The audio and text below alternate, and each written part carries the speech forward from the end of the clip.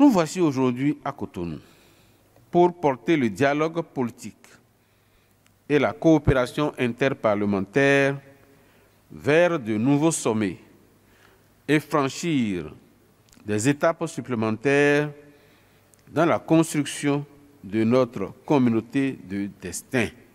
La 31e Assemblée régionale Afrique de l'Assemblée parlementaire francophone, APF, se veut un espace de dialogue, de réflexion, de coopération et de solidarité entre les parlements francophones. L'objectif de ces assises est de renforcer la diplomatie parlementaire francophone et de favoriser la concertation sur les grands enjeux politiques, économiques et sociaux du continent. Les travaux revêtent donc une grande importance pour l'avenir de l'Assemblée et celui de la francophonie tout entière.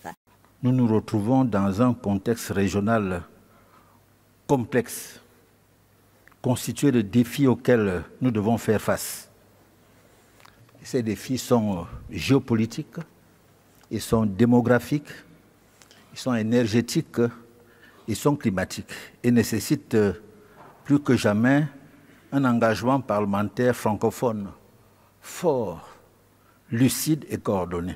Au programme figurent des séances plénières, des commissions thématiques, des ateliers et des débats portant sur les défis actuels de la région. Il s'agit entre autres de la consolidation de la démocratie, la participation citoyenne de la jeunesse et la lutte contre l'extrémisme violent et le terrorisme. 3 grands thèmes sont retenus pour servir de base aux réflexions.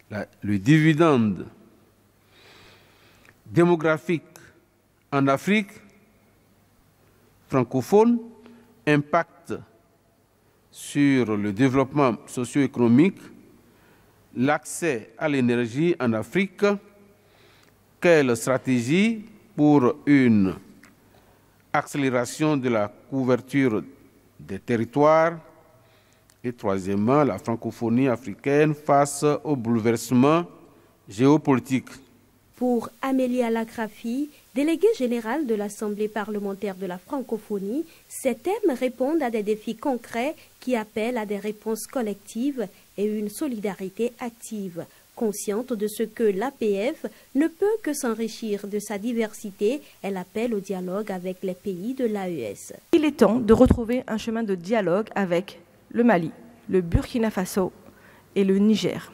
La porte de la francophonie doit rester ouverte car une famille qui se ferme n'en est plus une. Au cours de cette Assemblée générale, la question du fonctionnement de la section Afrique de l'APF sera examinée à travers la révision de son règlement intérieur afin de lui permettre d'être plus efficient.